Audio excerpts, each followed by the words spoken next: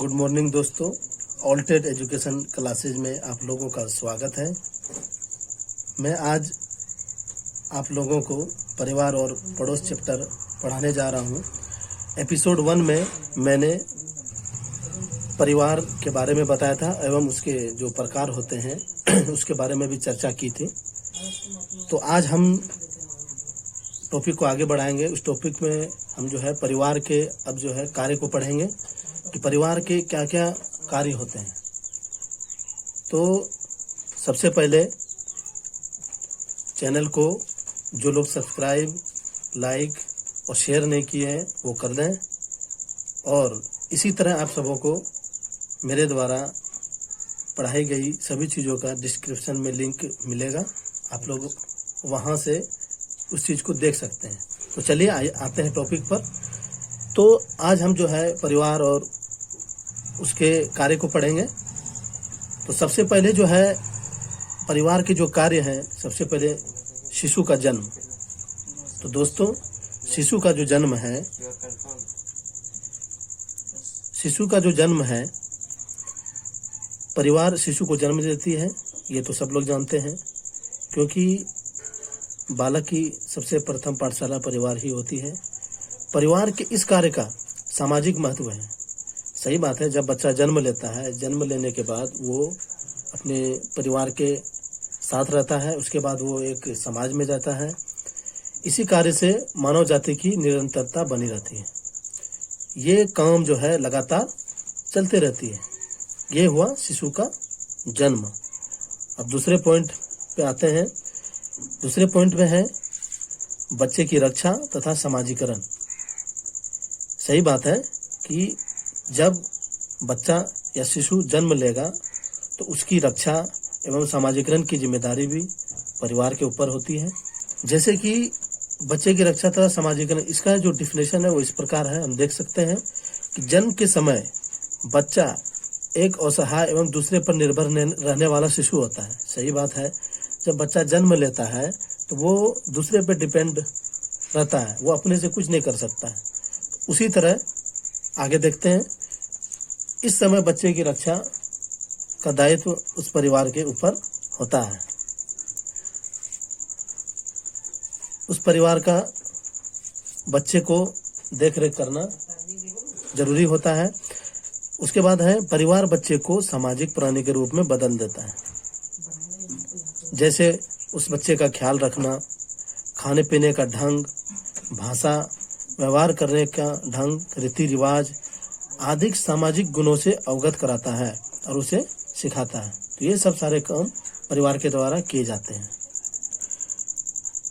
उसके बाद जो लोग नए हैं वो लोग पिछले एपिसोड में दिए गए टॉपिक को भी पढ़ सकते हैं, और आज जो हम हैं परिवार के कार्य को बता रहे हैं।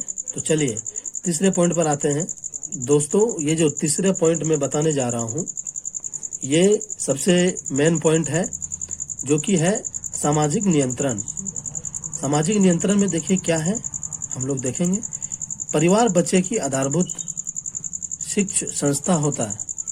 सही बात है, बालक की प्रथम पाठशाला वह परिवार ही होता है। ये तो सबको पता है। ये क्वेश्चन आ भी चुका है बराबर। पिछले टेट के एग्जाम में पूछा जाता है कि बालक की प्रथम पाठशाला क्या होती है। तो इसका सीधा सा आंसर होगा कि परिवार होती है। उसी तरह हम आगे बढ़ते हैं। बच्चों को एक व्यक्तित्व के अनेक गुणों का आरोपण उस परिवार के द्वारा ही किया जाता है। सही बात है, बच्चे को जितना भी कुछ सिखाया जाता है, अच्छा खराब जैसा भी गुण उसके अंदर हम डालेंगे, वो एक परिवार के द्वारा तैयार किया जाता है। जैसे कि फिर आगे बढ़ते हैं, जिस हिसाब से वह परिवार उस बच्चे को सिखाता है, अनेक गुणों का विकास करता है, उस हिसाब से बच्चा आगे चलकर नियंत्रित एवं सही रास्ते पर आगे बढ़ता है। सही बात है, जिस हिसाब से उस बच्चे का उस परिवार में नियंत्रण होगा, जो कुछ सिखाया जाएगा वैसा ही वो समाज में ढलेगा, वैसे ही कार्य को अंजाम देगा। जैसे इसमें और एक पॉइंट हम जोड़ देना चाहते हैं, जैसे कि किसी भी परिवार का गुण अगर अच्छा होगा तो उस गुण का असर उसके जो बच्चे हैं उन पे पड़ेंगे, और वो भी वैसा ही समाज में अच्छा करने का प्रयास करेंगे। जिसके बाद देखेंगे क्या क्या नियंत्रण में किया जाता है बच्चों के द्वारा, जैसे प्रेम, त्याग, कर्तव्य पालन, आज्ञा पालन, परोपकार, सहयोग आदि का पता चलता है। ये सारे गुण जो है उसको उस परिवार के द्वारा सीखने के लिए मिलता है। उपरोक्त ये सभी कार्य समाज से भी जुड़े हैं। सही बात है, जब बच्चा परिवार से ये सब सीखता है तो ये सब चीज़ों को वो अप्लाई जो करता है वो समाज में जाकर कर। जब बच्चा ये सब गुणों को अपने परिवार के लोगों से लेता है तो जब वो समाज में निकलता है तो वही सब गुणों को वो समाज के लोगों तक पहुंचाता है, जिससे कि एक अच्छा परिवार का नाम रोशन भी कर सकता है। अतः यह माना जाता है कि परिवार समाज की प्रथम इकाई होती है।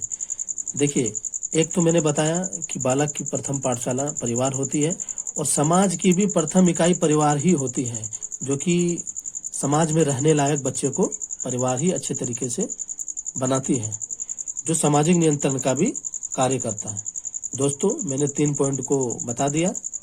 अब उसके बाद जो है चौथा पॉइंट जो है वो इस प्रकार है, आर्थिक कार्य। सही बात है कि हम लोगों को जीवन जीने के लिए आर्थिक कार्यों का भी निष्पादन करना होता है, क्योंकि आर्थिक कार्य नहीं होंगे तो हमारा कोई भी काम सफल नहीं होगा। तो आर्थिक कार्य में देखते हैं क्या है दोस्तों, व्यक्ति की मौलिक आवश्यकताएं, जैसे या तो मूलभूत आवश्यकताएं भी इसको हम कह सकते हैं, जैसे भोजन, वस्त्र तथा आवास, ये सब तो बहुत ही जरूरी चीजें हैं, का प्रबंध एवं समाधान पारिवारिक स्तर पर किया जाता है। कहने का मतलब है बच्चों के लिए या स्वयं परिवार खुद के लिए भोजन, कपड़ा, मकान का प्रबंध जो है वो समाधान कौन करेंगे? परिवार के लोग ही करेंगे। तो ये भी एक आर्थिक कार्य यहाँ पे परिवार के द्वारा किया जाता है दोस्तों। उसके बाद जो है हम 5वें पॉइंट की तरफ बढ़ते हैं। 5वां पॉइंट भी जो है बहुत ही इम्पोर्टेंट है और ये चीज होना भी जरूरी है। उसके बाद दोस्तों 5वां पॉइंट जो है वो हम लोग देखेंगे यहाँ पे, सांस्कृतिक कार्य।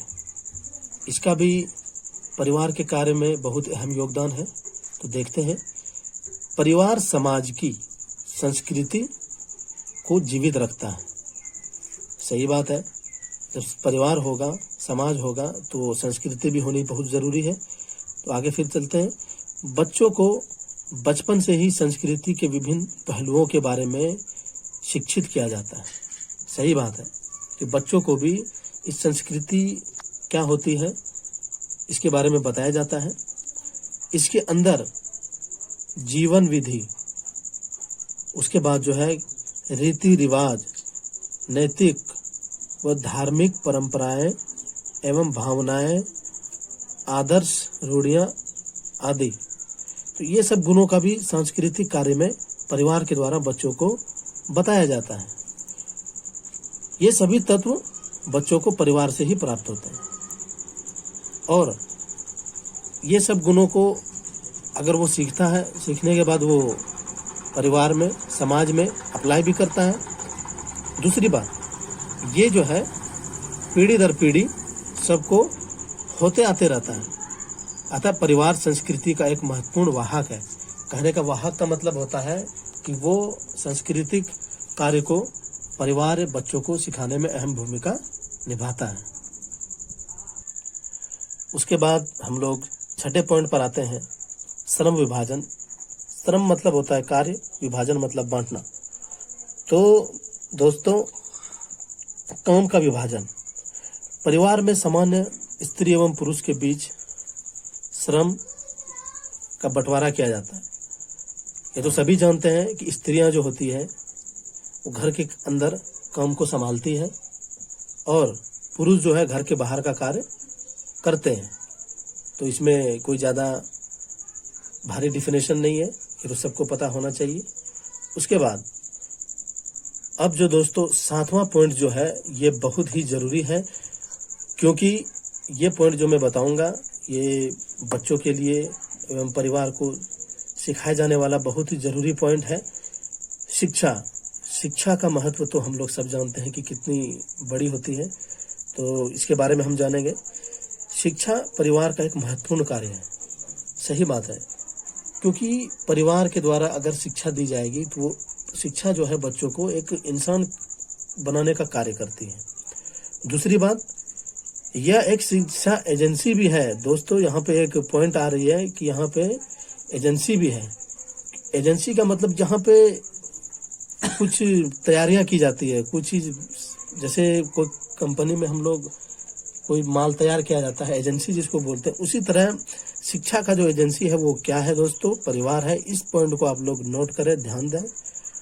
उसके बाद आगे चलते हैं। परिवार के माध्यम से ही व्यक्ति अपने सामाजिक और नैतिक गुणों को सीखते हैं। आपने जितने भी पॉइंट मैंने बताया दोस्तों, उसमें बार बार एक नाम आ रहा है, सामाजिक।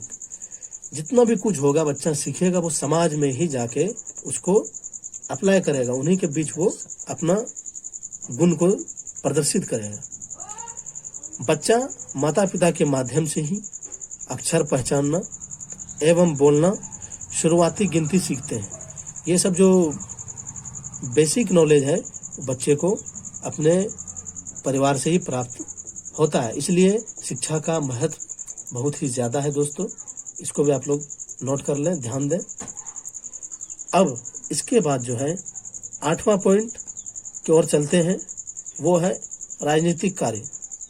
तो समाज में ऐसे कार्य भी बहुत होते हैं, तो इसमें देखते हैं क्या है। इस कार्य के लिए परिवार का शासन प्रबंध परिवार का मुखिया करते हैं। क्या बात इसमें कही गई दोस्तों? इस कार्य के लिए परिवार का शासन प्रबंध परिवार का मुखिया करते हैं।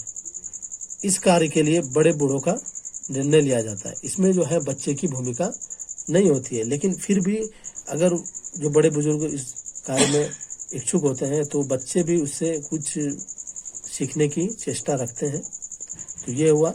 9वां पॉइंट जो हुआ दोस्तों, यौन इच्छाओं की पूर्ति। ये तो पहले ही पॉइंट में आना चाहिए था, लेकिन दोस्तों अगर इसको हम लास्ट में भी ले आए तो कोई दिक्कत की बात नहीं है। पीढ़ी दर जो पीढ़ी हम लोग सुनते हैं, निरंतरता जो चलती रहती है, वो इसी चीज की पूर्ति से प्राप्त होती है। इसमें देखेंगे दोस्तों क्या है।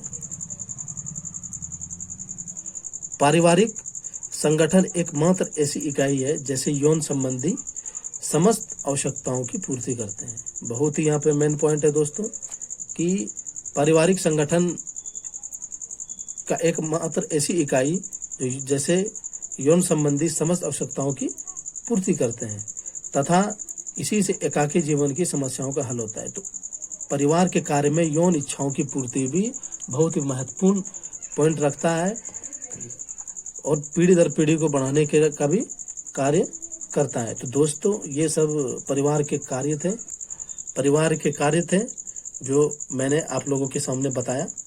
तो इससे पहले एपिसोड 1 में मैंने परिवार क्या होता है और परिवार और पड़ोस के बारे में बताया था एवं उसके परिवार कितने प्रकार के होते हैं वो बताया था। और आज मैंने जो बताया वो परिवार के कार्य को बताया। तो इसी तरह टॉपिक बाय टॉपिक मैं आगे बढ़ता रहूँगा। आप लोग जो है इसको देखना न भूलें, क्योंकि आप लोग अगर इसको बराबर देखते रहेंगे तो इसमें कोई भी टॉपिक छूटेगा नहीं और इससे क्या होगा कि आपको पढ़ाई में दिक्कत नहीं होगी। तो इतना ही कहकर मैं अपने इस पढ़ाई को यहीं पे ख़त्म करता हूँ।